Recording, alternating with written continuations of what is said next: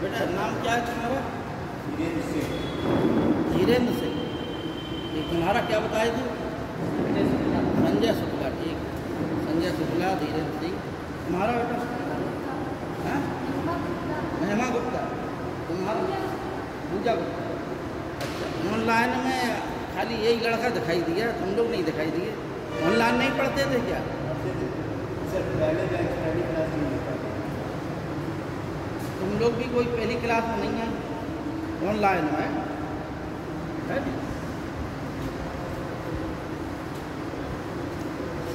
देखो, art, culture और religion part 2, ठीक है ना? इसमें भारत की कला, संस्कृति और धर्म से संबंधित टॉपिक आएंगे।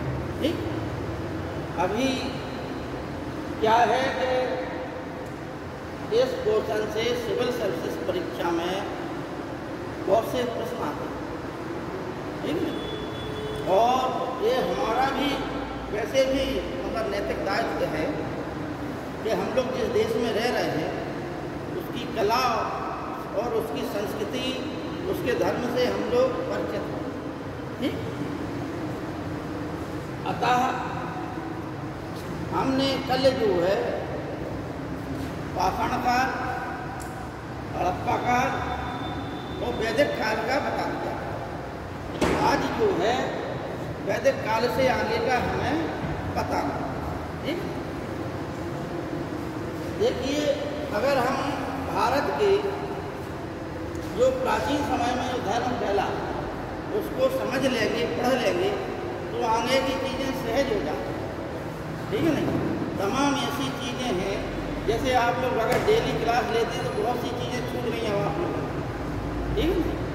देखो, एक कहावत है कि धीरे धीरे रे मना धीरज में सब होए और माली सींचे सो घड़ा ऋतु आए पर हैं, और कई मुट्ठी मुट्ठी साधेगा तो द्वारे हाथी बांधेगा। अगर आप प्रत्येक दिन जो है नियमित रूप से क्लासें लेंगे तो जाहिर है कि वो पूरा कलेक्शन एक दिन इकट्ठा हो जाएगा, ठीक है ना?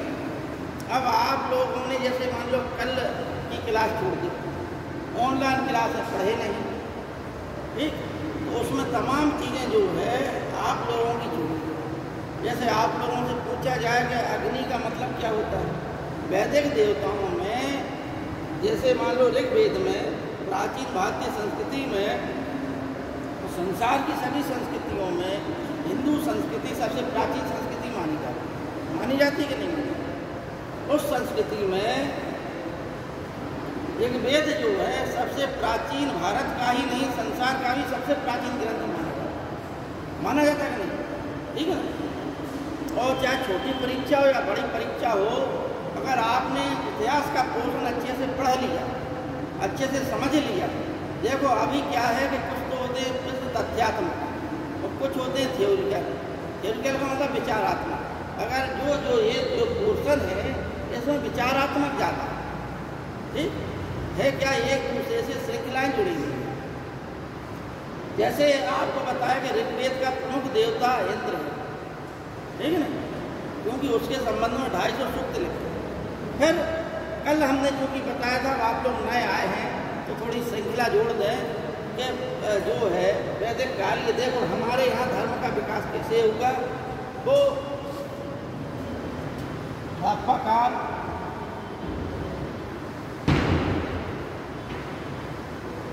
हड़प्पा काल के बाद वैदिक काल, वैदिक काल के पश्चात महाकाव्य काल,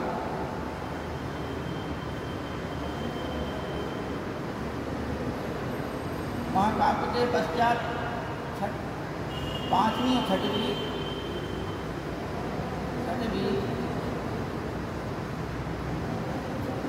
शताब्दी, ईसा पूर्व, फिर ये वाला काल आया। इसके पश्चात भारत में मौर्य काल आया। मौर्य काल के पश्चात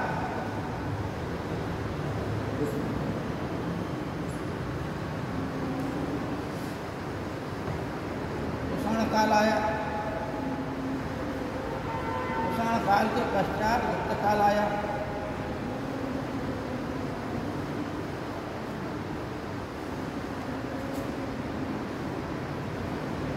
गुप्त काल के पश्चात वर्धन वंश या वर्धन वंश या पुष्यभूति वंश भी कहते हैं, ठीक है ना।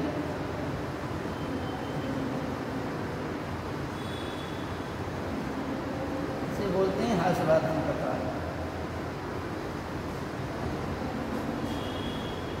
इसके पश्चात राजपूत काल।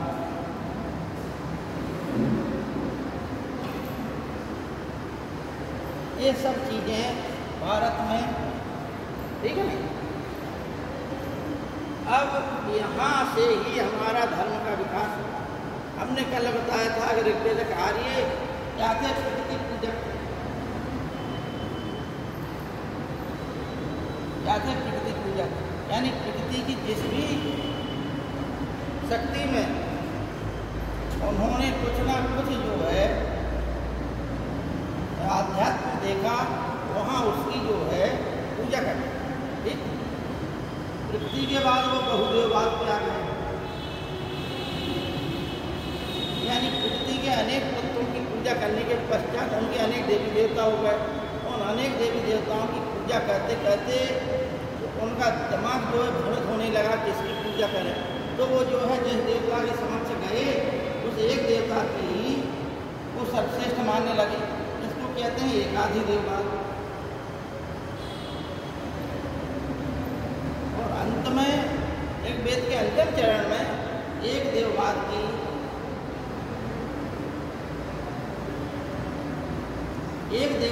स्थापना। एक देववाद का मतलब है कि एक की सत्ता है, अनेक की सत्ता। समझ में आ गई बात? तो एक की ही सत्ता है।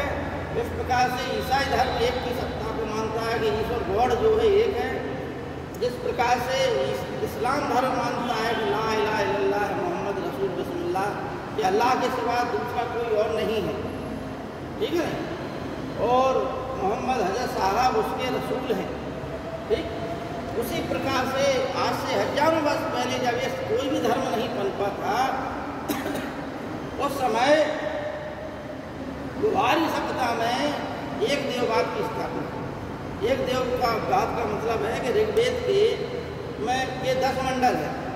10 मंडल के 2 भाग हैं, नारदीय सूक्त और पुरुष सूक्त।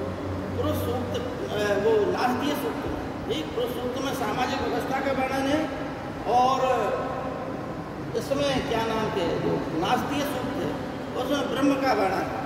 तो वहाँ पर ब्रह्म के वर्णन के बारे में कहा गया कि एकम सद्विप्रा बाधा बदंती अग्नि यम मातृ स्वान मायु, यानी हम एकम सद्विप्रा बहुधा बदंती, यानी एक की ही सत्ता है। जो हम विभिन्न नामों से जिन्हें जानते हैं वो वास्तव में सब एक। किन किन नामों से? हम कभी अग्नि के नाम से जानते हैं उसको, कभी हम वायु के नाम से जानते हैं, कभी हम मारुत के नाम से जानते हैं, कभी अश्विन के नाम से जानते हैं। यानी जिन देवताओं को हम विभिन्न नामों से जानते हैं वो सभी देवता वास्तव में क्या हैं? एक ही ईश्वर के अनेकों नाम, एक ही शक्ति के अनेकों नाम हैं। फिर उसी में क्या है कि जो ना दिखाई दे, वो जो निर्गुण है, उसको हम लोग निर्गुण ब्रह्म कहने लगे। जिसकी मूर्ति के रूप में पूजा करते थे उसे हम लोग सगुण कहने लगे। ठीक, प्राचीन समय में मूर्ति पूजा ही प्रारंभ हुई थी पूरे विश्व में। ग्रीस, यूनान, रोम, मिस्र, इनमें सब जगह मूर्ति पूजा थी। और हमारे हिंदुस्तान में भी आज भी जो है सब जगह से मूर्ति पूजा समाप्त हो गई। हिंदुस्तान में आज भी वो प्राचीन परंपरा आज भी जो है अपनी जगह पर बनी हुई।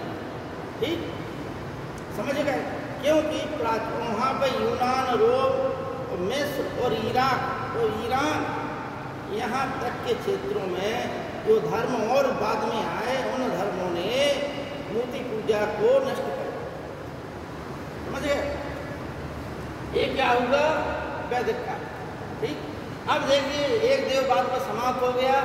यहाँ से क्या है कि हम जो आधुनिक हमारा जो है धर्म, ठीक, उस आधुनिक धर्म में हम किसकी पूजा करते हैं? ब्रह्मा, विष्णु, महेश, देवी, इनकी पूजा करते हैं हिंदू धर्म में।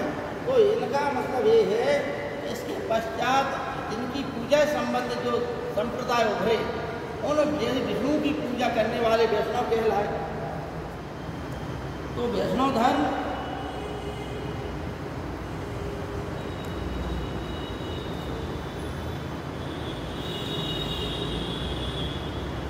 शैव धर्म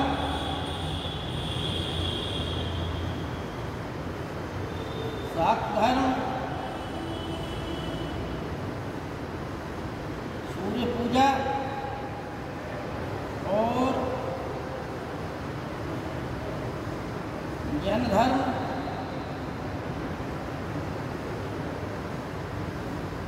और बौद्ध धर्म, इतना हम लोगों को धर्म के संबंध में पढ़ा। ठीक है ना? देखो बच्चों, एक चीज और समझ लें कि धर्म देखो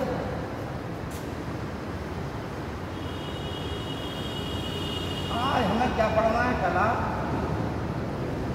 संस्कृति, 3-4 दिन क्या चलना है, और धर्म। ठीक, कला क्या भाई? अगर हम शब्द का मर्म नहीं समझेंगे, कला कला चिल्लाते रहे, धर्म धर्म चिल्लाते रहे, तो क्या हम धर्म समझ जाएंगे?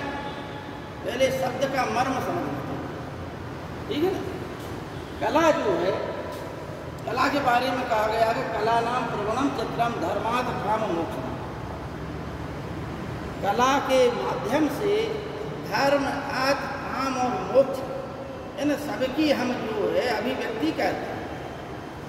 ठीक, अब कला के माध्यम से कला नाम प्रवणम चित्रम धर्मात् काम मोक्ष, यानी धर्म, अर्थ, काम और मोक्ष की जो अभिव्यक्ति है वो हम कला के माध्यम से करते हैं। संसार की एक प्रसिद्ध जो है चित्रकारी है मोनालिसा की। ठीक है ना? लियोनार्डो दा विंची एक जो है पुर्तगीज, ठीक है, उस समय पुर्तगाल में पुर्तगीज था कि इटालियन था ये, जो पुनर्जागरण हुआ था यूरोप में। ठीक है ना? तो पुर्तगीज ही था जो है। तो इसने क्या है कि लियोनार्डो दा विंची ने एक ऐसी चित्रकारी की एक महिला की चित्र बनाया कि उसमें एक हल्की सी, आप अगर नज़दीक से देखेंगे तो उसमें आपको एक हल्की सी जो है स्माइल समझ में आएगी, एक हल्की सी मुस्कुराहट। ठीक है ना? इसलिए वो चित्र आज जो है घर घर तक टांगा जाता है उसको। हालांकि हमारे देश में भी जो है कि बहुत से चित्रकार हुए। ठीक, अवनींद्रनाथ टैगोर ने भारत में आधुनिक चित्रकला की आधारशिला रखी थी। ठीक, अवनींद्रनाथ टैगोर कौन थे? देखिए, द्वारकानाथ टैगोर के लड़के थे देवेंद्रनाथ टैगोर, और देवेंद्रनाथ टैगोर के लड़के थे 8-9, उनमें से ही एक अवनींद्रनाथ टैगोर थे और एक कौन थे? रविंद्रनाथ टैगोर। ठीक, रविंद्रनाथ टैगोर परिवार में सभी भाइयों में छोटे थे और वह जो है साहित्य का सृजन करते थे। ठीक है ना? रविंद्रनाथ टैगोर को ही साहित्य के क्षेत्र में एशिया में पहला जो है नोबेल पुरस्कार मिला। ठीक, रविंद्रनाथ टैगोर संसार के पहले ऐसे व्यक्ति हैं जिन्हें जो है 2 राष्ट्र गानों का श्रेय प्राप्त, जिन्होंने 2 देशों के लिए राष्ट्रगान लिखा, एक जनगण मन और दूसरा आमार सोनार बांग्ला। ठीक, आमार सोनार बांग्ला बांग्लादेश का है और जनगण मन। अब आप लोगों को जनगण मन की कहानी मालूम होगी, है मालूम सबको? रविंद्रनाथ टैगोर ने जो जनगण मन जो लिखा था वो जो है जब जो है 1911 में लॉर्ड हार्डिंग जो है भारत का वायसराय था, और उस समय जो है इंग्लैंड के राजा जॉर्ज पंचम और उनकी पत्नी मैरी आई थी।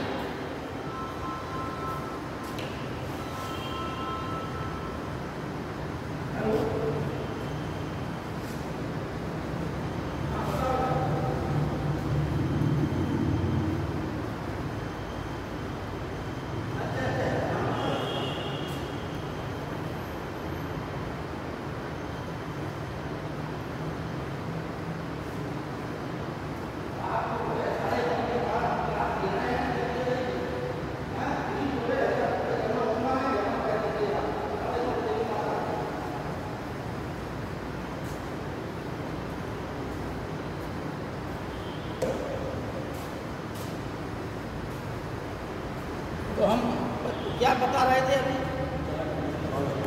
अच्छा हाँ, इसकी बता रहे थे कि जाज पंचम और मेरी आई, ठीक है नहीं, उन्हीं के सम्मान में रविन्द्रनाथ टैगोर ने लिखा था कि जन गण मन अधिनायक जय जय ही, ठीक है नहीं, यानी हम सभी जनगण के यानी सभी के जो है अधिनायक हुआ, उनके सम्मान में वो गीत लिखा था, ठीक। इसलिए ये गीत जो है बाद में भारत का राष्ट्रगान है, ठीक, समझ गए। तो भारत का राष्ट्रगीत कौन सा है? वंदे मातरम, जो कि 1867 में सन्यासी विद्रोह हुआ था। उस समय जो है सन्यासी विद्रोह आप लोग पढ़ा चुके हम ऑनलाइन क्लास में, कि जो गिरी संप्रदाय के शंकराचार्य जी के कई अनेकों संप्रदाय थे आदि गुरु शंकराचार्य जी के, उन्हीं में से एक गिरी संप्रदाय था। उस गिरी संप्रदाय के लोगों ने जो है तीर्थ यात्रा कर लगाते थे अंग्रेज लोग, तो उसका विरोध किया। उसमें जो किसान भी सम्मिलित हो गए, कुछ जमींदार भी सम्मिलित हो गए, तो एक बहुत बड़ा आंदोलन हो गया। उसी के संबंध में रविन्द्रनाथ टैगोर ने एक गीत लिखा, ठीक है ना, वो वंदे मातरम, ठीक, आनंद मठ नामक पुस्तक। बहरहाल बात जो है धर्म की आ रही थी, कला की आ रही थी। कला जो है इन सब चीज़ों को अभिव्यक्त कर, ठीक है ना, यानी कोई अगर चित्र ऐसा है, कोई मूर्ति वैसी है, तो सब जो है किसी न किसी भाव को प्रदर्शित करता है। भावना को ही प्रदर्शित करने के लिए कला का प्रयोग किया। प्राचीन समय में जब लिपि नहीं थी, उस समय पाषाणकालीन मानव मध्य पाषाण काल से ही चित्रकारी करने लगा। मनुष्य ने वास्तव में यदि सर्वप्रथम किसी चीज़ का यदि अपने बुद्धि से प्रयोग किया लेखन के क्षेत्र में, तो वो क्या थी? कला, यानी चित्रकारी, ठीक है ना। उसने क्या है कि चित्रकारी कर करके फिर एक भाषा शैली बनाई, फिर उस भाषा से लिपि से अंत में बातचीत का माध्यम, ठीक है ना।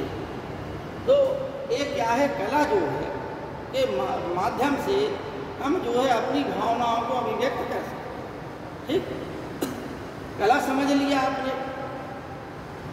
संस्कृति सम्यक धन कृति से शब्द जो बना है संस्कृति, यानी किसी भी देश में जो प्राचीन परंपराएं हैं, जो प्राचीन प्रथाएं हैं, उनको समान रूप से मानते चलना ही क्या है? संस्कृति, ठीक। समान रूप से मानो, वो संस्कृति का अंग हो जाता है, ठीक है ना। जैसे हमारी संस्कृति के अंग जैसे कुछ नृत्य हैं, कुछ गान है, कुछ वेशभूषा है, कुछ धार्मिक प्रथाएं हैं, ये सब क्या है? सब मिलजुल कर हमारी संस्कृति के अंग बन जाते हैं, ठीक। अब धर्म देखिए, देखो एक चीज़ और बता दें कि मंदिर, मस्जिद, गुरुद्वारे और अन्य प्रकार की पूजा पद्धति का मतलब जो है धर्म से कतई नहीं, ठीक। अगर आप वास्तव में धार्मिक किताब उठाएंगे तो वहाँ पर पूजा पद्धति संबंधित कहीं कुछ नहीं रखा, ठीक। इसलिए क्योंकि प्राचीन समय से ही हमारे यहाँ षड दर्शन हैं और उनमें काहे की शिक्षा दी गई? उनमें व्यक्ति के नैतिक चरित्र को ऊंचा उठाने की शिक्षा दी गई। जिस व्यक्ति का नैतिक चरित्र ऊंचा उठा हुआ है वह व्यक्ति धार्मिक है, और जिस व्यक्ति का कितना भी मतलब पूजा पाठ अगरबत्ती लगाए देवी देवताओं के आगे, और जिसका नैतिक चरित्र उठा हुआ नहीं है, वह धार्मिक रूप से गिरा हुआ है, ठीक। तो धर्म का मतलब है धीति क्षमा दमो अस्तेयम शोचा भी इंद्रिय निग्रहम धी विद्या सत्यम क्रोधम दशम धर्म लक्षण, यानी मनुस्मृति में धर्म के 10 लक्षण बताए गए, ठीक। उसी प्रकार से सम्राट अशोक ने जब बहुत बड़ा देश पर कब्जा, भारत अखंड भारत की संकल्पना जो चंद्रगुप्त मौर्य की थी, और उस संकल्पना को चाणक्य की थी अखंड भारत की संकल्पना, और उसने चंद्रगुप्त मौर्य की मदद से एक अखंड भारत का निर्माण किया, ठीक। भारत के इतिहास में चाहे भगवान राम का जन्म को समय हो या कृष्ण का समय हो, अखंड भारत की संकल्पना नहीं, आप क्लियर दिमाग में बैठा लें। इसलिए कि उस समय हिंदुओं में ये प्रथा थी, आर्यों में ये प्रथा थी कि अपने राजाओं को उनको जो है पराजित कर दो युद्ध के मैदान में और उनसे कर लेते रहो। राजा का समूल नाश करने की प्रथा नहीं थी हिंदुओं में, आर्यों में। इसलिए राजा हमेशा बने रहे और उनके राज्य बने रहे। बस उन्होंने उस जो पराक्रमी राजा होता था उस राजा की अधीनता स्वीकार की। समझ गए बात?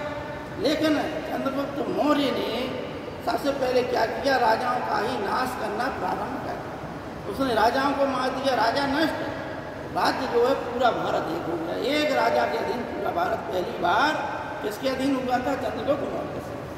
ठीक उसी का जो है लड़के का लड़का था अशोक। अशोक ने जब जो है कलिंग एक छोटा सा राज्य था उसको भी जीत लिया उसने, तो अब उसके समक्ष कोई अन्य विजय नहीं। विदेश में वो विजय करना नहीं चाहता था, इसलिए कि आसपास के और भी बड़े बड़े साम्राज्य थे। ईरान में बड़ा साम्राज्य था, उससे सीमा लगती थी। चीन में भी बड़ा साम्राज्य था, उससे भी सीमा लगती थी। तो बड़े बड़े साम्राज्य थे, इस वजह से उसने युद्ध विजय की लालसा त्याग दी और धम्म विजय यानी धर्म विजय की लालसा प्रारंभ कर दी। अब धर्म विजय के लिए इतने बड़े साम्राज्य में आप एक घर का शासन नहीं चला सकते, तो उसने इतने बड़े देश का शासन चलाने के लिए धर्म का सहारा लिया। और धर्म के सहारे के लिए उसने क्या किया, लोगों का नैतिक चरित्र उठाया। जगह जगह उसने पाषाण के पत्थर पर अपने आदेश लिखवाए। उन आदेशों से मतलब जनता जो है उन आदेशों को पढ़े और उन आदेशों के अनुसार आचरण करे। ठीक है नहीं? उन्हीं आदेशों में द्वितीय स्तंभ लेख और सप्तम स्तंभ लेख में धर्म की परिभाषा, उस समय पाली भाषा चलती थी भारत में, तो पाली भाषा में ही धर्म को धम्म कहा गया है। उसमें कहा गया कि अपा सिद्धे बहुकयाने सचे साचे माददे साधवे चा, यानी उसमें द्वितीय स्तंभ लेख में कहा गया कि धम्म क्या है, कियम चु धम्मे द्वितीय स्तंभ लेख में। और द्वितीय एवं सप्तम स्तंभ लेख में उसने लिखा है कि अपा सिद्धे बहुकयाने सचे साचे माददे साधवे चा, यानी अल्प पाप बहुत कल्याण, यानी हमें अपने जीवन में सबसे कम पाप करना चाहिए। पापों की मात्रा कम होना चाहिए, कल्याण की भावना अधिक होना चाहिए। ठीक है ना? यानी अधिक हम कल्याण की भावना से लोगों के लिए कल्याण करें, इस भावना से कार्य करें। ठीक? अल्प पाप बहुत कल्याण, सत्यता, मृदुता, साधुता, ये सब गुण जो है व्यक्ति में होना चाहिए। है वृद्धों बूढ़ों की सेवा करना, बच्चों से प्रेम स्नेह रखना, एक गुरुजनों का आदर करना, ये सब शिक्षा उसने अपने स्तंभ लेखों, अपने शिलालेखों के माध्यम से दी। ठीक है नहीं? इसी प्रकार से अन्य वैशेषिक धर्म में, दर्शन में कहा गया है कि धर्म वह है जो हमें जो है लौकिक जीवन और पारलौकिक जीवन का कल्याण करे। यानी इस लोक में भी हमें आनंद की प्राप्ति हो और परलोक में जब शरीर छूट जाए तो उस लोक में भी हम जाएं तो वहाँ भी हमें जो है आनंद की प्राप्ति हो। धर्म वह है कि जैसे कृत्य करें, ऐसे कार्य करें जिससे हमें आनंद की प्राप्ति हो इस लोक में भी और परलोक। हमारे जीवन का उद्देश्य भी लगभग यही रहता है कि नहीं रहता? तो बच्चों अभी आपने समझ लिया कला क्या है, संस्कृति क्या है और धर्म क्या है। ठीक? महाभारत में भी कहा गया है कि धारणात् धर्म इत्याहु धर्मो धार्यते प्रजा यतस्य धारण संयुक्तम सा धर्म दिनस्या, यानी जो प्रजा के धारण करने योग्य हो वही धर्म। प्रजा जिसको धारण करे, समझ गए बात? कि प्रजा जिस चीज को धारण करे वह जो है, और प्रजा के लिए जो हितकर हो, प्रजा जिसे धारण करे वह धर्म। ठीक? प्रजा ने क्या धारण किया? रोम में प्रजा ने रोम में धारण किया था ईसाई धर्म। ठीक? वहाँ जो है गुलामों को पकड़ा जाता था, उन्हें बंदी बनाया जाता था। तो हुआ क्या कि ईसा मसीह ने जन्म लिया, उन्होंने अपने जो है संदेश गरीबों को बांटे। गरीब लोग क्या है कि सताए जाते थे, पैरों में बेड़ियाँ डली, हाथों में जंजीरें डली, हंटर ढाले जा रहे, एक टाइम की रोटी दी जा रही, इस प्रकार की व्यवस्था थी। लेकिन जब गरीबों में बढ़ता गया, ईसाई धर्म बढ़ता गया, ईसा मसीह के बाद अंत में कॉन्स्टेंटाइन नामक राजा हुआ। उसने समझा कि जनता जो है एक दिन विद्रोह कर देगी। जनता हर जगह विद्रोह हो रहे थे, बहुत बड़ा साम्राज्य था, रोम का साम्राज्य ईरान तक लगा हुआ था, ठीक है नहीं, पूरा पश्चिम का यूरोप, पूरा यूरोप और ईरान तक बहुत बड़ा साम्राज्य था। तो राजा कॉन्स्टेंटाइन ने सोचा कि जगह जगह विद्रोह हो रहे हैं और इसका कारण है जनता, क्योंकि राजा का धर्म कुछ और था और प्रजा का धर्म कुछ और। इसलिए राजा कॉन्स्टेंटाइन ने क्या किया कि प्रजा का जो धर्म था, कौन सा धर्म था? ईसाई धर्म, उस धर्म को उसने स्वीकार कर लिया। जब राजा ने स्वीकार कर लिया ईसाई धर्म को, तो प्रजा का जो धर्म था वही राजा का धर्म हो गया। अब प्रजा को राजा से कोई शिकायत नहीं, ठीक है ना।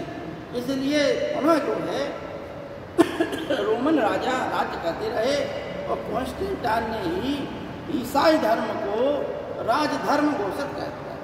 समस्त देवी देवताओं की मूर्तियाँ तो आदि कॉन्स्टेंटाइन ने, और उसकी जगह जो है ईसा मसीह की पूजा प्रारंभ कर। इस प्रकार से कहने का मतलब है कि जो प्रजा के लिए हितकर हो, जो प्रजा के लिए कल्याणकारी हो, वही धर्म, और जो प्रजा के लिए कष्टकर हो वह धर्म नहीं। ये धर्म की परिभाषा है। बकाया जो चीज़ें हैं वो अब आप लोग समझ लीजिए, सभी धर्म शास्त्रों में कही गई है, चाहे जैन धर्म हो, चाहे बौद्ध धर्म हो, सत्य, अहिंसा, अस्तेय, अपरिग्रह, ब्रह्मचर्य, ठीक है ना। और इसके बाद जो है कि जो सुख की चीज़ों का त्याग, ठीक, शरीर को तपाना, अपने आप को तपस्या रद्द करना, ये सब चीज़ें जो है धर्म के अंतर्गत बताई। अब बच्चों हम अब आते हैं वैष्णव धर्म पर। ठीक, देखिए वैष्णव धर्म को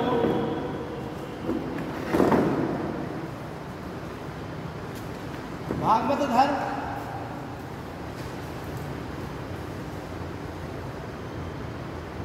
नारायण धर्म,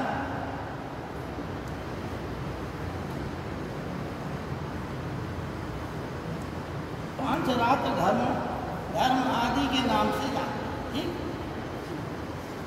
विष्णु का सर्वप्रथम उल्लेख ऋग्वेद में मिलता है, जहाँ पर वह जो है इंद्र के सहायक के रूप में है। ठीक, विष्णु का उल्लेख कहाँ मिलता है? ऋग्वेद।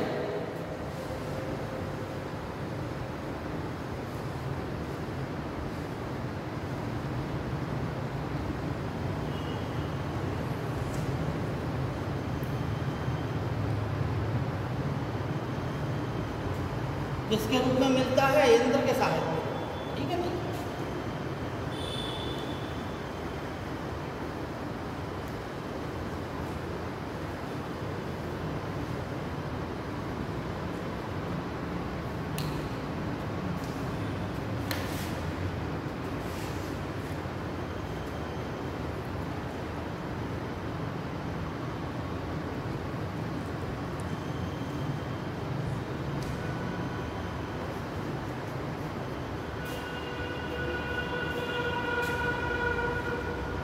देखो बच्चों, वैष्णव धर्म को सबसे ज़्यादा ख्याति भगवान कृष्ण के जीवन चरित्र से, उनका तादाद में जो है विष्णु के अवतार के रूप में मान लिया गया। ठीक, और यहाँ से जो है भागवत धर्म ही सर्वप्रथम, यानी भागवत धर्म श्वेताश्वतर उपनिषद आदि में जो है अवतारवाद की संकल्पना प्रकट की। ठीक है ना। अवतारवाद समझते ही हैं आप लोग। अवतार का मतलब है कि विष्णु के 24 प्रमुख अवतार बताए गए, 24 अवतार बताए गए, जिसमें से 10 जो है प्रमुख अवतार। कौन कौन से हैं?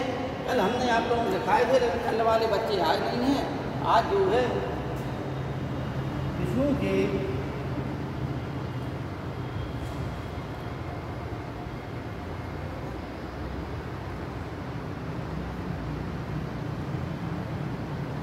पहला है मत्स्य अवतार,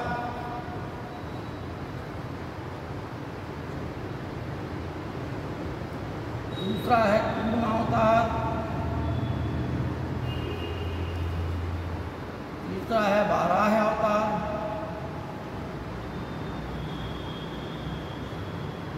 चौथा है नरसिंह अवतार,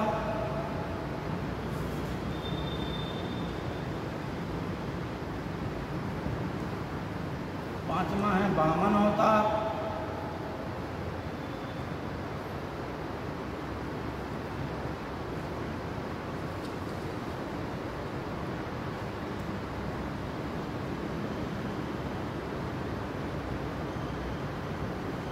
छठवां है परशुराम अवतार, सातवां है राम अवतार, आठवां है कृष्ण अवतार,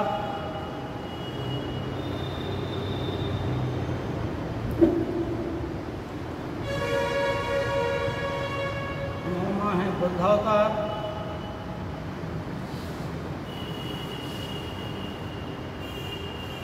और 10वां है कल्कि अवतार।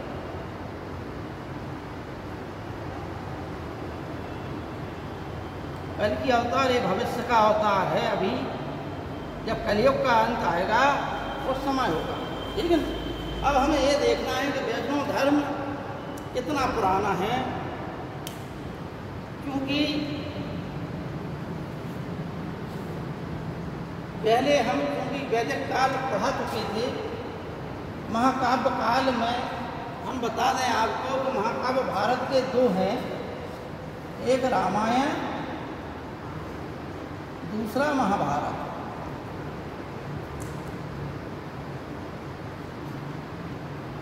रामायण में 24,000 श्लोक हैं, इसे क्या कहते हैं, चतुर्विंशति संहिता, और इसमें 1,00,000 श्लोक है महाभारत में। महाभारत का सबसे प्राचीन नाम क्या था, जय संहिता। जय संहिता के पश्चात जब इसमें 1,00,000 श्लोक हो गए तो इसे क्या कहने लगे, सतसहस्त्र संहिता, ठीक है ना, मतलब 1,00,000 श्लोकों वाली संहिता, जिसका नाम रखा गया पहले जय संहिता, फिर भारत, उसके पश्चात महाभारत, ठीक। रामायण के रचयिता वाल्मीकि जी हैं। वाल्मीकि जी की कहानी सबको मालूम ही है, ठीक है ना। इतना आप लोग परीक्षा के लिए जरूर ध्यान दें कि वाल्मीकि जी जो है भारत के और संसार के पहले आदि कवि माने। संसार के 4 प्रमुख सबसे प्राचीन ग्रंथ हैं, जिसमें से रामायण और महाभारत है, ओडिसी और इलियड। और परीक्षा में पूछ लिया जाता है कभी कभी, ओडिसी और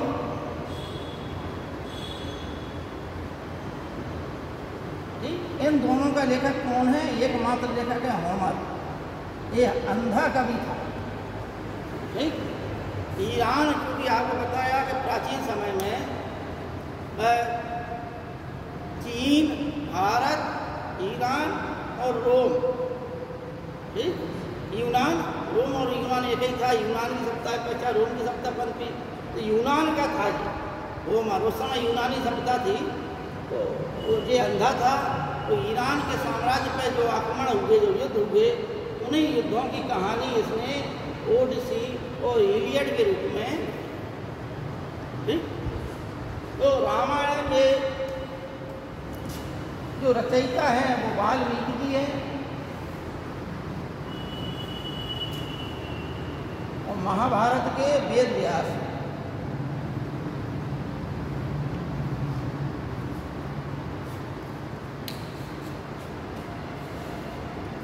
महाभारत के कौन है, वेद व्यास, रामायण के वाल्मीकि।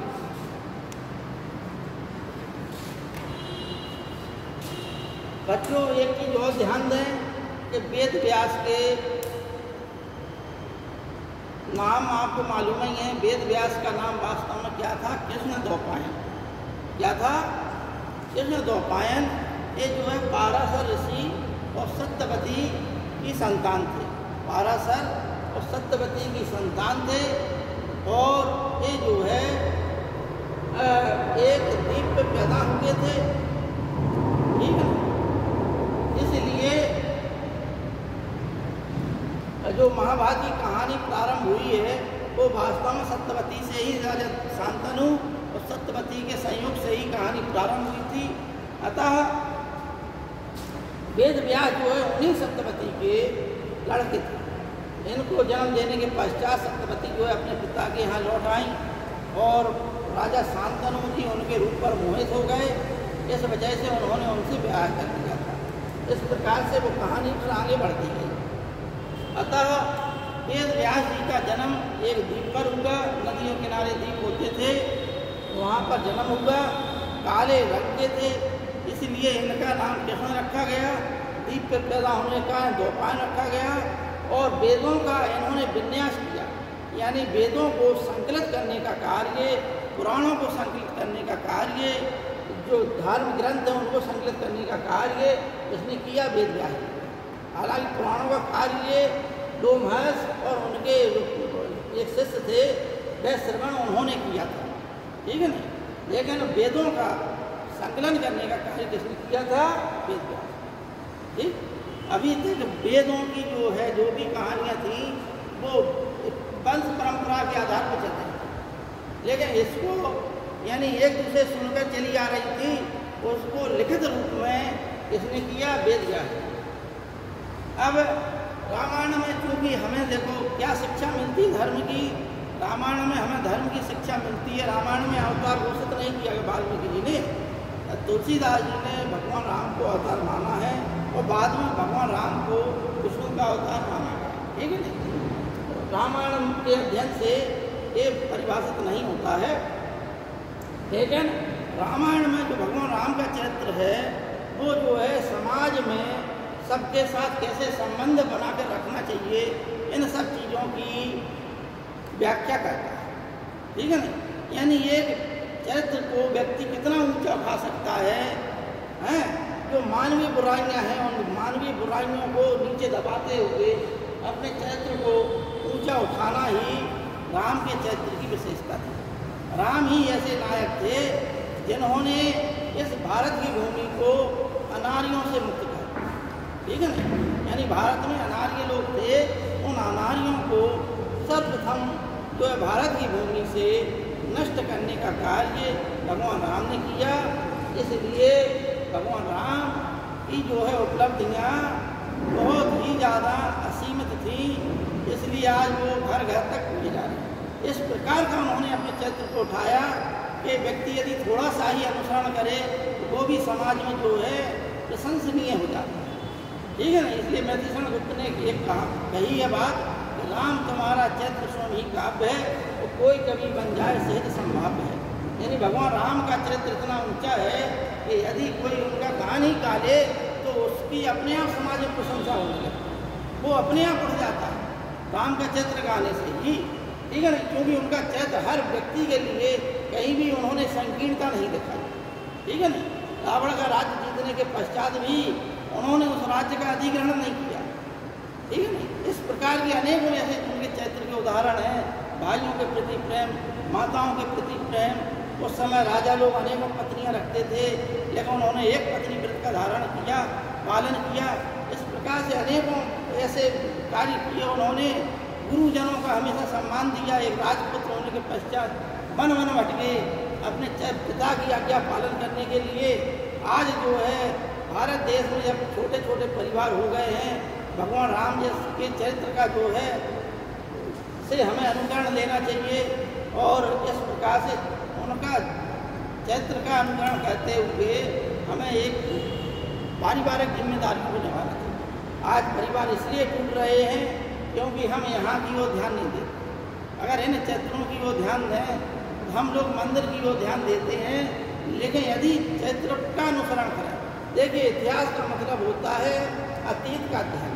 इतिहास हमें जो है अतीत में जो अच्छी घटनाएं हुई, जो बुरी घटनाएं हुई, उन अच्छी और बुरी घटनाओं की हमें सीख देता है। बुरी घटनाओं से हम बचें और अच्छी घटनाओं का हम अनुसरण करते हुए अपने जीवन को सफल बनाएं। ये सीख हमें जो है इनके चरित्र से। उसी प्रकार से महाभारत में जहाँ जो है रामायण काल में भगवान राम का चरित्र इतना ऊंचा उठा हुआ है कि जिससे हमें अनुसरण करने की इच्छा होती है। और महाभारत काल में ऐसा कहानी है कि वहाँ पर सभी रिश्ते तार तार हो जाते हैं, ठीक है ना। सभी मर्यादाएं भगवान राम जो है उस समय जो है कि महाभारत काल में जब जाति प्रथा और ये सूत्रों के प्रति जो व्यवहार गलत है तो सब जो है महाभारत काल में आ गया। कर्ण अपना जीवन जो है पूर्णतः दुखित रहा पूरे जीवन काल। क्षत्रिय का लड़का होने के बावजूद, देवताओं का लड़का होने के बावजूद उसे जो है एक सूत्र ने, देखिए आपको बता दें कि भारत की सामाजिक व्यवस्था ऋग्वैदिक काल से चली थी। ऋग्वैदिक काल में जो वर्ण व्यवस्था थी उसकी प्रशंसा हमारे राष्ट्रपिता महात्मा गांधी, दयानंद सरस्वती आदि ने की, क्योंकि उस सामाजिक व्यवस्था में, उस वर्ण व्यवस्था में बुराई नहीं थी। क्योंकि उस वर्ण व्यवस्था में ये कहा गया था कि जो व्यक्ति जो कार्य करेगा वह उस वर्ण का हो जाएगा। इसमें जन्म से कोई मतलब नहीं था। आज जन्म से उन सब चीज़ों को धीमे धीमे वह प्रथा चलती गई और ब्राह्मण का लड़का ब्राह्मण हो गया, क्षत्रिय का लड़का क्षत्रिय हो गया, वैश्य का लड़का वैश्य हो गया और शूद्र का लड़का शूद्र हो गया। ऋग्वैदिक काल में राजा जो है 12 रत्नन होते थे, उन रत्ननों के पास जाता था, उनसे मदद मांगता था। उन 12 लोगों को जब आशीर्वाद मिल जाता था तब राजा गद्दी पर बैठता था, ठीक है ना।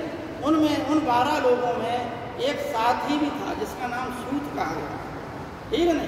लेकिन रामायण काल में जो आपको सुमंत है, सुमंत जो है सूत और साथी को एक महत्वपूर्ण पद प्राप्त होता था दरबार में, ठीक है ना। सुमंत एक प्रमुख सलाहकार है रामायण काल में, उसे बराबर का सम्मान दिया गया है। लेकिन उसी काल महाभारत काल में जब हम देखते हैं कि कर्ण के पिता जो मतलब वैकल्पिक पिता थे जिनका नाम था राधे, उन वो क्या है कि राज दरबार में ही रथ हाँकने का काम करते थे, वो भी साथी थे। लेकिन उनके साथ में एक दूसरे श्रेणी के मनुष्य की तरह व्यवहार किया गया।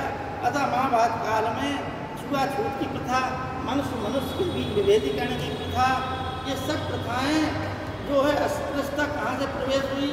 महाभारत काल से। परिवार विभाजन कहाँ होगा? महाभारत काल से। ईर्ष्या, द्वेष, घृणा, तृष्णा, ये सब अपनी पराकाष्ठा पर पहुँच गई किस काल में? महाभारत काल।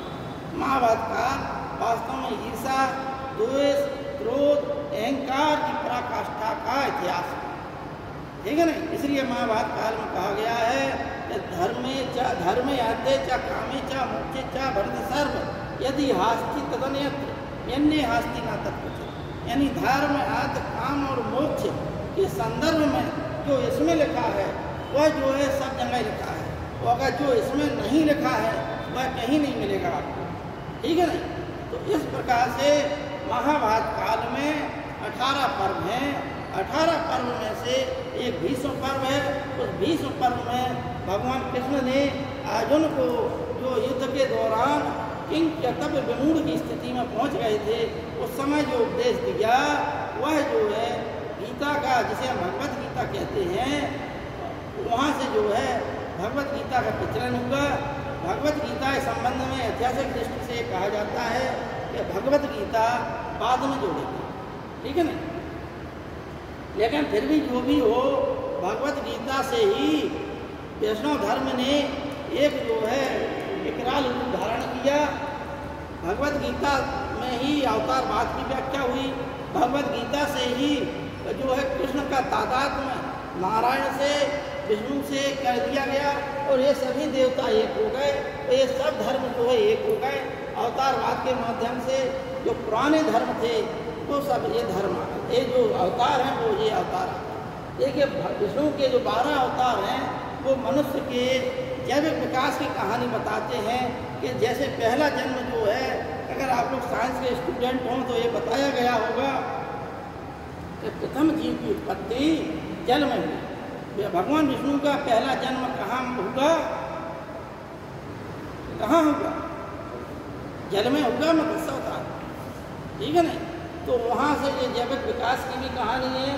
यानी एक जंतु से एक मनुष्य बनने की पूरी कहानी किसमें है? विष्णु की दशा। ठीक, देखिए पहला मत्स्य अवतार मछली का, उससे ज़्यादा बड़ा विकास हुआ किसका? कूर्म अवतार। कूर्म अवतार का मतलब है कि जो कूर्म का मतलब होता है कछुआ, ठीक है ना। कछुआ जो है जल और थल दोनों में आ जाता है। मछली जल की प्राणी है, ठीक है ना। तो जल और थल यानी कुछ विकास हुआ, जल और थल पे आ गया, जल का प्राणी जो है थल पे आ गया।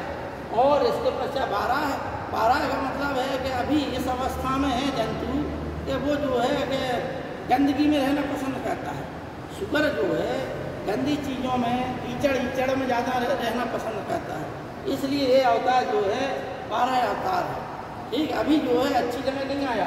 अब ये है कि जो आधा जानवर आधा इंसान जो है पहली बार प्रकट हुआ नरसिंह के लिए, ठीक है ना।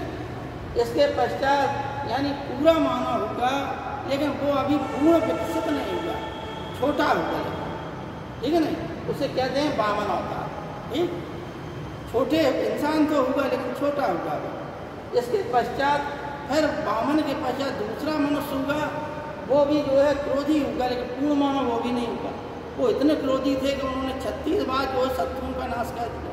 ठीक, इसके पश्चात राम हुए, जिनका चरित्र इतना ऊंचा था कि उन्होंने जो है बिल्कुल शांत सरल स्वभाव के थे। ठीक, ये यहाँ पर जो है शांत स्वभाव का अवतार, और शांत स्वभाव के पश्चात एक ऐसा अवतार हुआ जिसे लीला अवतार कहते हैं, जिसे पूर्ण अवतार कहते हैं। जो 16 कलाएँ होती हैं उन सभी कलाओं के सहित जो अवतार होगा, जिसकी कोई कभी भी मानव संकल्पना का जितना ऊंचा विकास हो सकता है, मनुष्य की बुद्धि का जितना ऊंचा विकास कर सकता है व्यक्ति, उस बुद्धि के विकास के उच्च स्तर पर यदि कोई बैठा तो कृष्ण अवतार, ठीक है ना।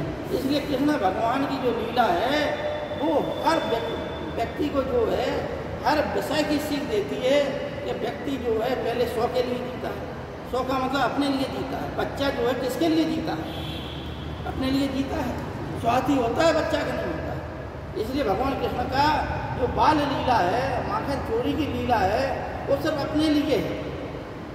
दूसरी जब बच्चे का विकास हो जाता है तो किसके लिए जीता है? तो एक सामान्य मनुष्य और एक महामानव में अंतर क्या होता है वो कृष्ण भगवान के चरित्र से पता चलता है। 100 के लिए हम जीते हैं, भगवान कृष्ण जी। परिवार के लिए हम जीते हैं, परिवार के लिए कृष्ण जी। उन्होंने अपने माता पिता को कंस के बंदी गृह से आज़ाद कराया। उनके पिता का नाम वसुदेव था, माता का नाम देवकी था। वसुदेव के नाम पर ही इनका नाम वासुदेव पड़ा, ठीक है नहीं, वासुदेव के उपासक हुआ।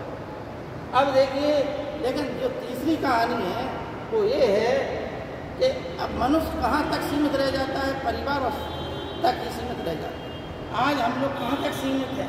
सभी लोग परिवार तक सीमित हैं। परिवार का करना है, परिवार का करना है। लेकिन कृष्ण ने अपने आप को उठाया। महाभारत की लड़ाई से उन्हें कुछ मतलब नहीं था, लेकिन समाज को शिक्षा देने के लिए जो कार्य मनुष्य को करना चाहिए, आप सिर्फ अपने लिए पैदा नहीं हुए। अगर आप अपने लिए काम कर चुके तो आप समाज के लिए काम कीजिए। भगवान कृष्ण ने वही किया, मनुष्यता के लिए, समाज के लिए, विश्व समुदाय के सुख के लिए गीता का उपदेश किया। महाभारत के युद्ध में भाग लिया, जबकि उनके भाई बलराम ने महाभारत के युद्ध में भाग नहीं लिया, मना कर दिया। लेकिन कृष्ण ने स्वयं जो है महाभारत के युद्ध में भाग लिया समाज को उत्थान के लिए, ठीक है ना। इसलिए ये सब जो समीकरण, इसके पश्चात बुद्ध का अवतार हुआ। और ये भविष्य का अवतार है कि जब जो है मनुष्य छोटा हो जाएगा, लंबाई घट जाएगी। भगवान राम की 21 जाति के 9 फुट के थे, भगवान कृष्ण के समय व्यक्ति 7 फुट का था, अब व्यक्ति जो है 5.5 फुट का रह गया है। जब व्यक्ति की लंबाई जो है पामर के वृक्ष के समान हो जाएगी, छोटे छोटे इंसान हो जाएंगे, उस समय जो है कल की अवतार होगा। एक जो है कन्या के गर्भ से जन्म लेंगे, श्वेत अश्व पर जो है सवार होकर तलवार लेकर पापियों का नाश करेंगे और पुनः से जो है सतयुग में मनुष्य प्रवेश करते हैं। इस प्रकार ये पूरी कहानी जो है ऐतिहासिक है। कभी कभी इनसे संबंधित सिविल सर्विसेज में परीक्षा में प्रश्न पूछ लिए जाते हैं, तो वो क्या है? मत्स्य अवतार का ऐतिहासिक कहानी क्या है? मत्स्य अवतार की कहानी ये है कि पहले जो राजा थे, मनु राजा और शतरूपा, उनके समय में एक जो है भयंकर तूफान आया। भगवान विष्णु ने मछली का रूप धारण करके उन्हें जो है संदेश दिया कि तुम एक बड़ी नाव बनाओ, सभी जीवों के नाव जो है जवान जीवों के जोड़े रखो उसमें, और 7 दिन तक पूरी पृथ्वी जो है समुद्र में समाई रहेगी। तुम उस पर चढ़ जाना, हम विकराल मछली का रूप धारण करके आएंगे।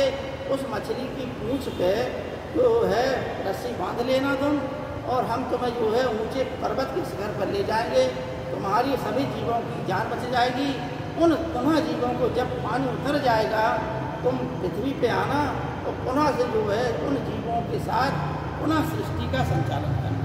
जो पेड़ पौधे जो कुछ बचा, जो पेड़ पौधों के बीज बचे, उन बीजों के द्वारा मनु और शत्रुपा और सप्त ऋषि जो उस पर सवार थे उनसे ही इस सृष्टि का संचालन पुनः, ठीक है ना। इस प्रकार से मत्स्य अवतार की एक कहानी है ऐतिहासिक। पूर्व अवतार यानी जब जो है जल प्रलय के द्वारा सभी रत्न जो है समाहित हो गए, 14 रत्न थे, 14 रत्न सभी समाहित हो गए जल में, तो जो है देवताओं ने समुद्र का मंथन करने का विचार असुरों से रखा। देवता और असुरों ने समुद्र का मंथन किया, और मंदरांचल पर्वत, कौन सा मंदरांचल पर्वत, इन चीज़ों को दिमाग में बिठाना। परीक्षा में यही चीज़ आती है कि पर्वत कौन सा था, तो मंदरांचल पर्वत था, और उसमें जो रस्सी बांधी गई वो नांग वासुकी था। कौन सा नाम था? वासुकी नाम, ठीक है ना। उत्तराखंड की सिविल सर्विस परीक्षा में पूछ लिया गया था ये प्रश्न कि जब जो है समुद्र मंथन होगा उस समय मंथन के लिए किस नांग का रस्सी के रूप में प्रयोग किया गया, तो वो नांग का नाम था वासुकी नांग, ठीक है ना। उस नांग का प्रयोग किया गया, और उसके पश्चात सभी रत्न निकले। सबसे पहले विष निकला, तो विष को भगवान शिव ने जो है धारण कर लिया, और यहीं बांधा में कालिंजर के पास आकर, जो कालिंजर नाम जाना जाता है वो भगवान शिव के नाम से जाना जाता है। समुद्र मंथन के पश्चात जो शिव को भगवान के संज्ञा जी ने धारण किया, तो उस विष को शांत करने के लिए भगवान शिव ने यहाँ कालिंजर की तलहटी में शयन किया। जब वो विष को जो है शांत हो गया, उनका शरीर में शांत हो गया, इसके पश्चात पुनः वो कैलाश पर्वत पर लौटे थे। इसलिए उसी समय से, प्राचीन समय से, भगवान राम के समय से पहले से भी इस क्षेत्र का नाम कालिंजर, ठीक है ना। बुंदेलखंड का इतिहास पढ़िए, उसमें ये बात लिखी है। तो ये कूर्म अवतार का हो गया। अब देखिए 12 अवतार, 12 अवतार में एक असुर राजा था बलि, ठीक है ना। बच्चों, जिस प्रकार से आर्यों का प्राचीन ग्रंथ ऋग्वेद है, उसी प्रकार से आर्यों की अनेक शाखाएं थी। एक ईरान, जो ईरान देश है, उसे मध्यकाल में फारस भी कहते थे, उसे प्राचीन समय में पर्सिया भी कहते थे। उस ईरान में जो है एक धर्म था जरथुस्त्र धर्म, ठीक है ना। वहाँ पर एक ग्रंथ लिखा गया था, उस ग्रंथ का नाम था जैन अवेस्ता। क्या नाम था? जैन अवेस्ता, ठीक है ना। वहाँ भी वही देवता थे जो ऋग्वेद थे। ऋग्वेद के देवता और जैन अवेस्ता के देवता वही हैं, ठीक। अंतर इतना है कि यहाँ पर देवता जो है अच्छे माने गए, वहाँ देवता बुरे माने गए। वहाँ पर असुर अच्छे माने गए और देवता बुरे माने गए जैन अवेस्ता में, लेकिन पात्र वही। देवताओं के जो नाम हैं, असुरों के जो नाम है, नाम वही, ठीक है ना। वहाँ पर जिस प्रकार से वरुण देवता यहाँ प्रमुख हैं, वरुण देवता वहाँ प्रमुख हैं, ठीक है ना। जब हम सूर्य पूजा बताएंगे तो ईरान में सूर्य पूजा प्रमुख थी, ठीक है ना। भारत में सूर्य पूजा कैसे हुई ये हम बाद में बताएंगे। तो 12 अवतार राजा बलि जो था, उसने जो है सब लोगों को जीत लिया, पृथ्वी जीत ली, आकाश स्वर्गलोक जीत लिया। अतः देवताओं की प्रार्थना पर भगवान हम गलत बता रहे हैं आप लोगों को। 12 अवतार जो है हिरण और हिरण्याक्ष, हिरण्यकश्यप और हिरण्याक्ष 2 भाई थे। हिरण्याक्ष जो है पृथ्वी को धरातल में, रसातल में ले गया। अतः हिरण्याक्ष का भगवान विष्णु ने 12 का रूप धारण करके पृथ्वी को, यानी जंगली सुगर देखा होगा, उसके 2 दांत निकल आते हैं बड़े बड़े, उन्हीं दोनों दांतों के बीच में पृथ्वी को रखते हुए भगवान विष्णु ने पृथ्वी की रक्षा की। इस प्रकार से गुप्त काल में 12 अवतार प्रमुख, राजपूत काल में 12 अवतार प्रमुख अवतार हो गया। इसकी बहुत ज़्यादा पूजा की जाती है, क्योंकि उद्धार कहते हुए शक्ति का एक संकेतक के रूप में 12 अवतार की पूजा की जाती है। ठीक है ना। अब आइए बराह अवतार के बाद नरसिंह अवतार। नरसिंह अवतार यानी हिरण्याक्ष मर गया तो उसका भाई जो हिरण्यकश्यपु था उसने क्या किया, अपने आप को भगवान सत्य कह दिया, जनता पर को कष्ट दिया, अपने पुत्र तक को मारने का प्रयास किया। अतः उसके पुत्र का नाम था प्रहलाद। प्रहलाद की रक्षा के लिए भगवान ने, क्योंकि हिरण्यकश्यपु को ब्रह्मा जी का इस प्रकार का वरदान प्राप्त था कि ना वह दिन में मरे ना रात में मरे, ठीक है नहीं, ना वह इंसान से मरे ना जानवर से मरे, ठीक। इस प्रकार से ना अंदर मरे ना बाहर मरे, ना अस्त्र से मरे ना शस्त्र से मरे। इस प्रकार का उसने ऐसा अपना दिमाग से वरदान मांग लिया कि अब जो है वो अपने आप को अमर समझने लगा। अतः भगवान ने, विष्णु ने संध्या के समय नरसिंह का अवतार लिया। आधा जो है शरीर, पूरा शरीर जो है इंसान का था, मुख जो है सिंह का था, और उन्होंने उसे जो है ना भीतर मारा ना बाहर मारा, दरवाजे पे मारा, ठीक है नहीं, संध्या के समय मारा, ना रात थी ना दिन था, और ना किसी अस्त्र से मारा ना किसी शस्त्र से मारा, अपने नाखूनों से उसका पेट चीर दिया और हिरण्यकश्यपु की मृत्यु। इस प्रकार से नरसिंह अवतार भगवान क्या आधा इंसान और आधा जानवर का अवतार।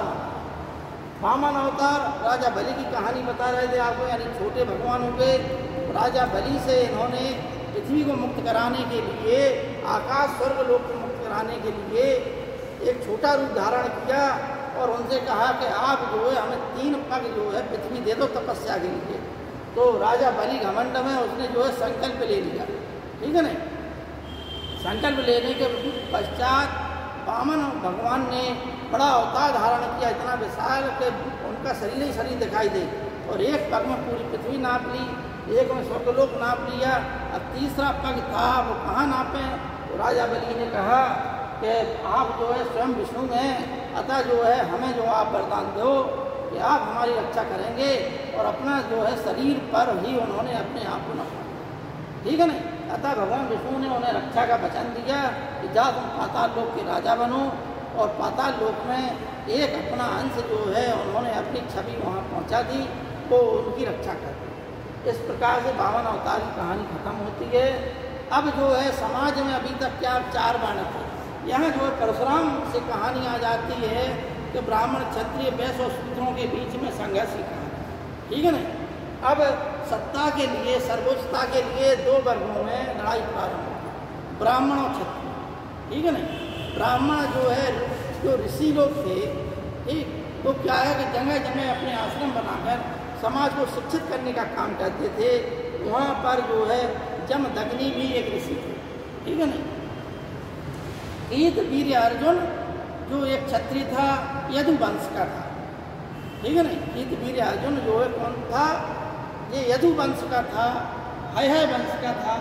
यदु वंश में हय वंश था, उस वंश का कौन था, ईद वीर अर्जुन।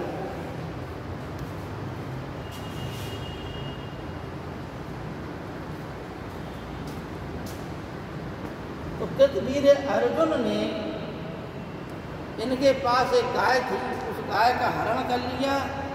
अतः जो है वीर अर्जुन की हत्या परशुराम ने कर दी।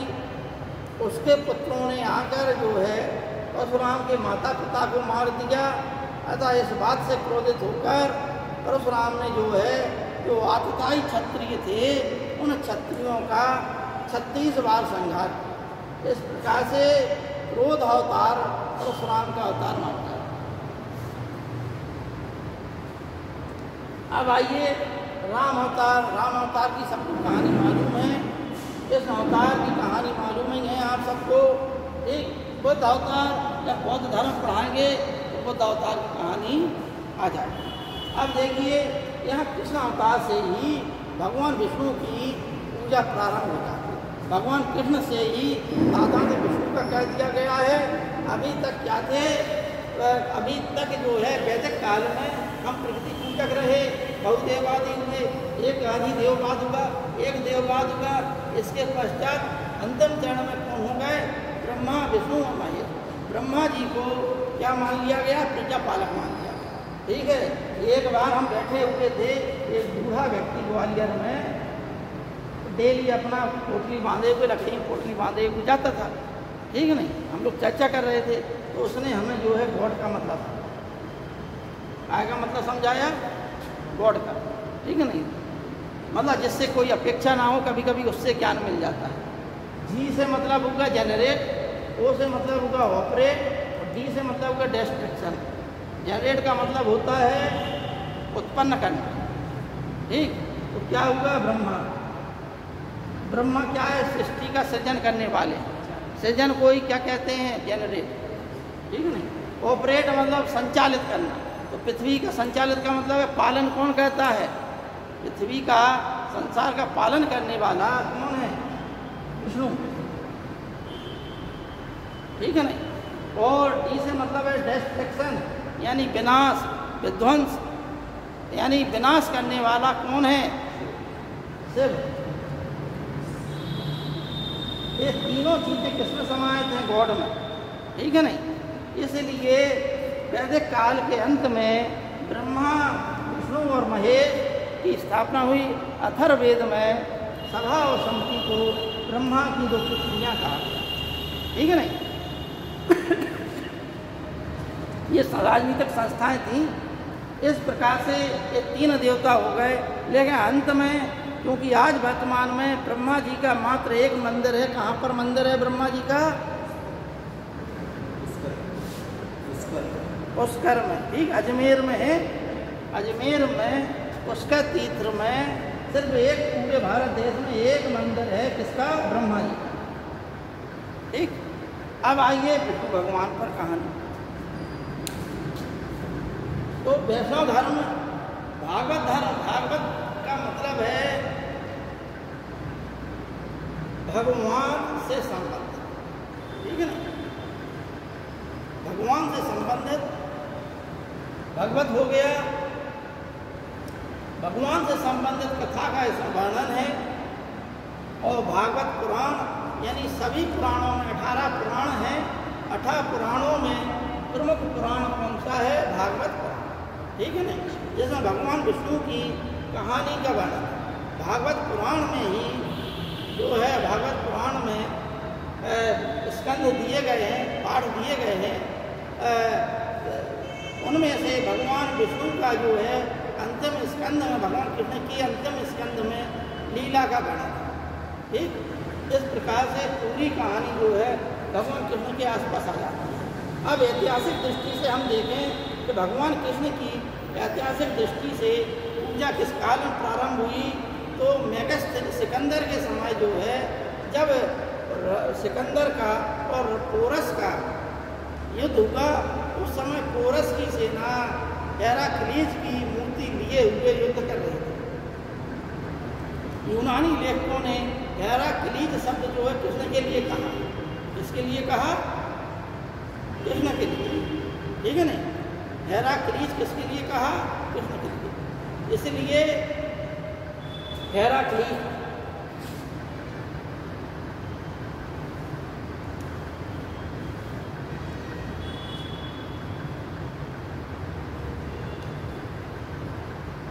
किसकी सेना मूर्ति लिए हुए थी, पोरस की सेना। किसकी मूर्ति लिए हुए थी, हेराक्लीज की। ये बात किसने लिखी, यूनानी लेखक ने, जो सिकंदर के साथ आए, ठीक है ना। सिकंदर के पश्चात, सिकंदर के समय भारत का सबसे बड़ा राजा कौन था, धनानंद, ठीक। धनानंद, जिसको जो है धनानंद कहते हैं। कहीं कहीं किसी ने धनानंद कह दिया, किसी ने धनानंद कह दिया। रियल में इससे धन में आनंद आता था। ये 9 भाई थे और इसका पिता जो है एक बहुत बड़ा योद्धा सिद्ध हुआ था, नाई जाति का था, लेकिन फिर भी इसे द्वितीय ब्राह्मण कहा जाता है, द्वितीय परशुराम कहा जाता है, क्योंकि इसने बहुत बड़ा साम्राज्य स्थापित किया था। इसके पिता का नाम था महापद्म नंद, ठीक है ना। लेकिन जब धनानंद जो है ज्येष्ठ पुत्र था, धन में ही इसे आनंद आता था। जनता पर इसने कर लगा, जनता पीड़ित हो गई। इसका धनानंद का ये उपनाम था, धनानंद। वास्तव में इसका जो और किताबें, सामान्य किताबों में नहीं मिलता है, इसका वास्तविक नाम सुमाल्य था। क्या नाम था, सुमाल्य, क्या नाम था? सुमाल्य था, ठीक है ना।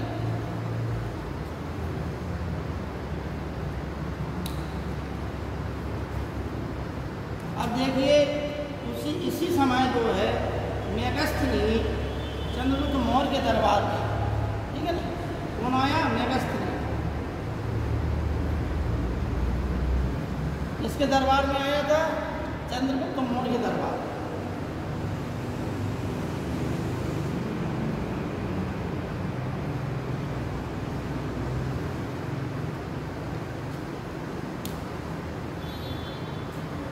चंद्रगुप्त मौर्य के दरबार में आया। इसने जो है एक पुस्तक लिखी जिसका नाम है इंडिका। क्या नाम है? इसने एक पुस्तक लिखी जिसका नाम क्या है? इंडिका।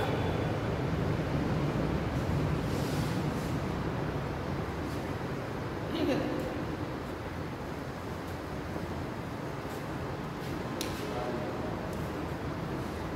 मेगस्थनीद ने लिखा है कि मथुरा के लोग हेराक्लीज के ऊपर, मथुरा में प्रत्येक घर में हेराक्लीज की पूजा होती है। मथुरा के निवासी हेराक्लीज की पूजा करते हैं। ठीक, यानी मेगस्थनीद ने ये लिखा कि अभी जो है कृष्ण पूजा भारत में एक विस्तृत क्षेत्र में नहीं है, कुछ ही क्षेत्रों में।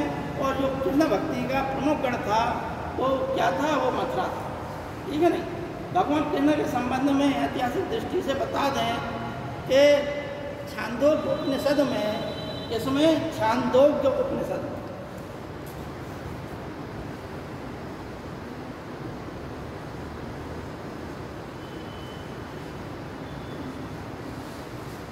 ठीक है नहीं।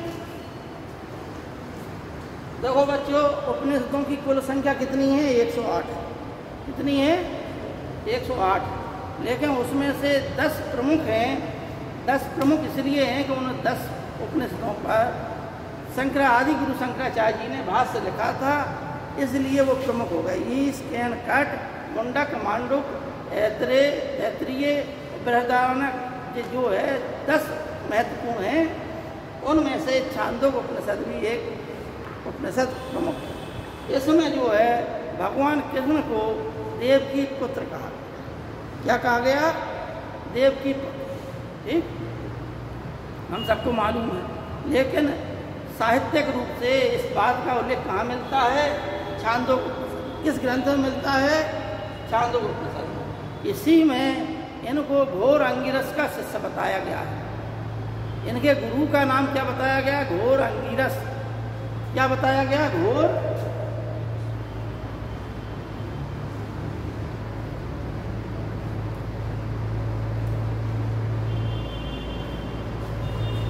इन्हें जो है घोर अंगिरस का शिष्य बताया गया।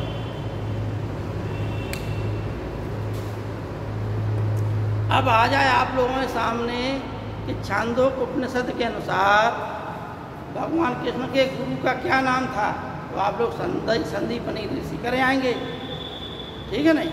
लेकिन छांदोग्य उपनिषद में इनके गुरु का नाम क्या मिलता है?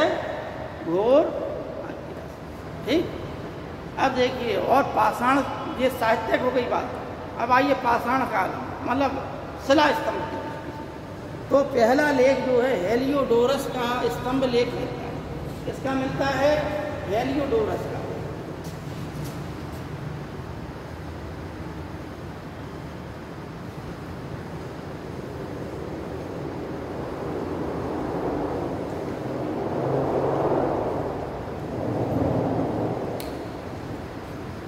तक्षशिला में यूनानी राजा थे। उन राजा ने अपने एक राजदूत को, हेलियोडोरस को, विदिशा में, शुंग राजा थे उस समय विदिशा में, जिनका नाम था भागभद्र, उनके दरबार में अपना राजदूत भेजा। ठीक है नहीं। कहाँ भेजा? विदिशा। विदिशा को वेश नगर भी कहा गया है। वहाँ पर इसने जो है वैष्णव धर्म स्वीकार कर लिया। भगवान विष्णु की स्मृति में उनकी एक स्तुति गान गाया और उस स्तुति को जो है एक पाषाण पर लिखवाया और वो गरुड़ स्तंभ उसमें बनवाया। इसलिए हेलियोडोरस का विजयनगर का गरुड़ स्तंभ पर जो है पाषाण स्तंभ था, जिस पर सर्वप्रथम काय की पूजा का उल्लेख मिलता है, भगवान विष्णु की पूजा का उल्लेख मिलता है। देखिए बच्चों, इसमें भगवान विष्णु से संबंधित, भगवान कृष्ण से संबंधित 2-3 चीज़ें और समझ लें। एक चतुर्वेद पूजा,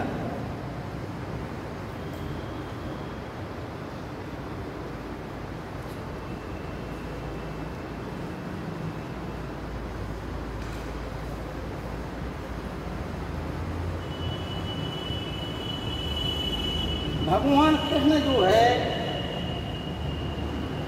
किसी राजवंश के राजा नहीं, ऐतिहासिक रूप से भगवान कृष्ण जो है किसी वंश के आनुवांशिक राजा नहीं थे। ये जो है भारत में प्राचीन समय से ही और संसार में भी बहुत प्राचीन समय से गणराज्यों की व्यवस्था थी। ठीक है, काय की व्यवस्था थी? गणराज्य। देखिए बच्चों, एक चीज़ और दिमाग में बैठा लें कि शासन तंत्र अनेक प्रकार के होते हैं। कौन कौन से? हमारे देश में कौन सा तंत्र लागू है? लोकतंत्र, ठीक है नहीं? और प्राचीन समय में गणतंत्र, लोकतंत्र, गणतंत्र, इसके पश्चात नाजीवाद, फांसीवाद, तानाशाहवाद, सैन्यवाद, ये जो है सब क्या है? और साम्यवाद, समाजवाद। ये सब शासन करने की विधि है, इनके अपने अपने सिद्धांत हैं, इन सिद्धांतों पर शासन किया जाता है। ठीक है नहीं? लोकतंत्र और गणतंत्र में थोड़ा सा अंतर है। ठीक, लगभग एक ही चीज़ की व्याख्या करते हैं।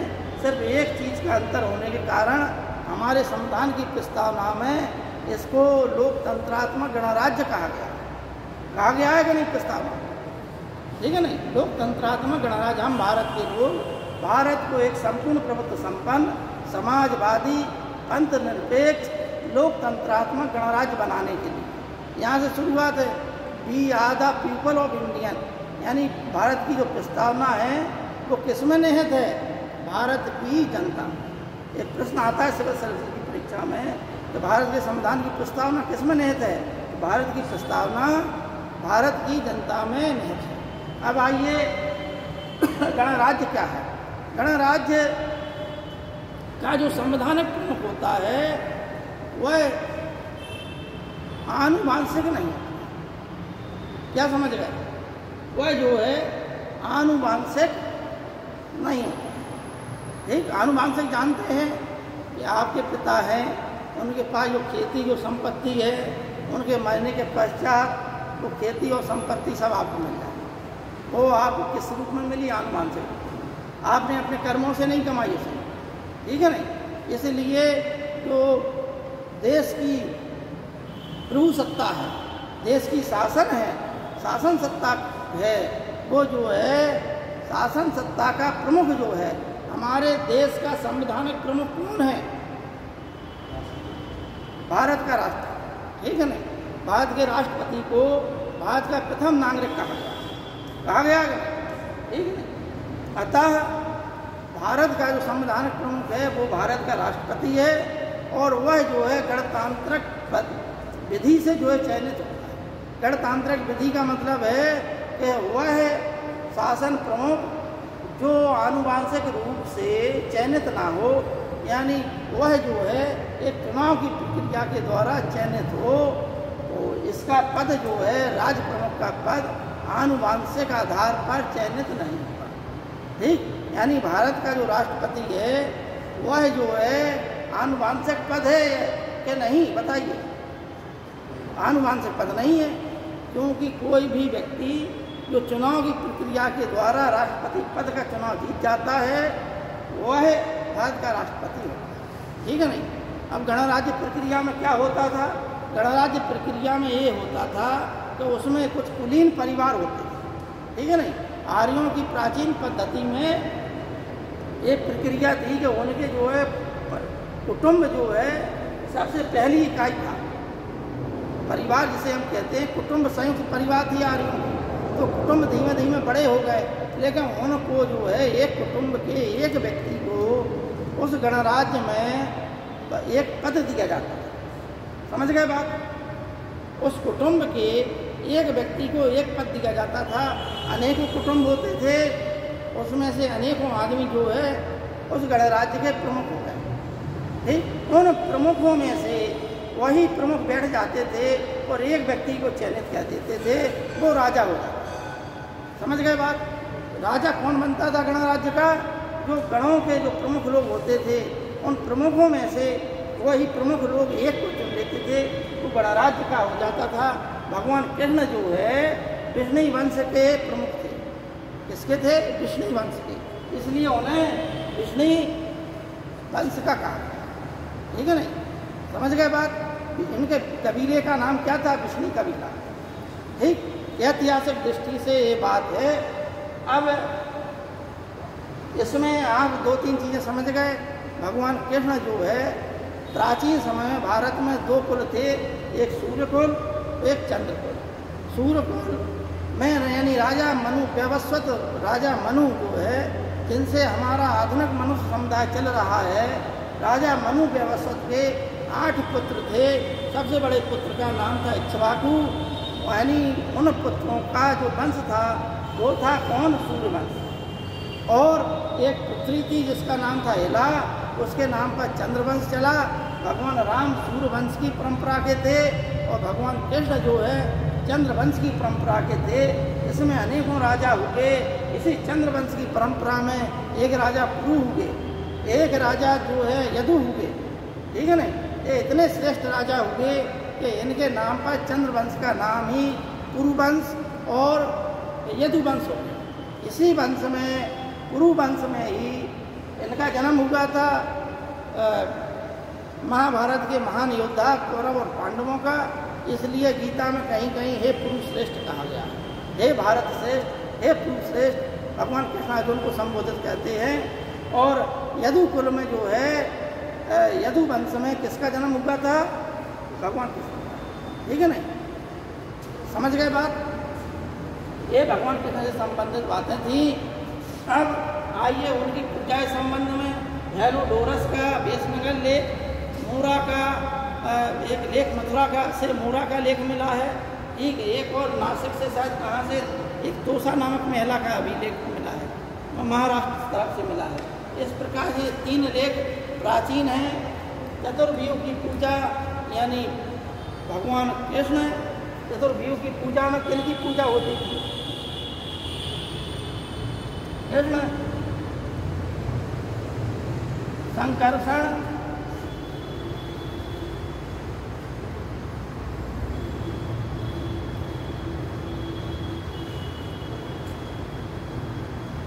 अनिरुद्ध और प्रद्युम्न, ये 4 लोग थे जिनकी पूजा जो है चतुर्व्यूह पूजा के अंतर्गत आती है। ठीक है नहीं?